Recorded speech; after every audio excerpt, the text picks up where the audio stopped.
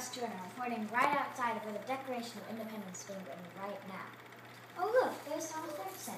Excuse me, Mr. Jefferson, may I speak to you for a moment? If you must. I'm very busy with the Declaration of Independence business going on now. Thanks, I just have a few questions. Okay, first question. How would you describe the Declaration of Independence? Well, it's kind of like a breakup letter to King George. It's saying we want rights to life, liberty, and the pursuit of happiness. Wow, those are really important to me. So, how old are you exactly? I'm 33.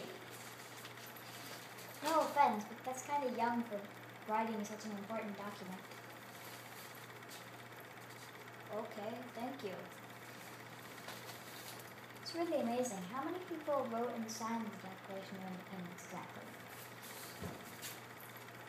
56 people signed it, but 5 people wrote it. Thank you so much for your time. That's all my questions for today. Thank you and good night.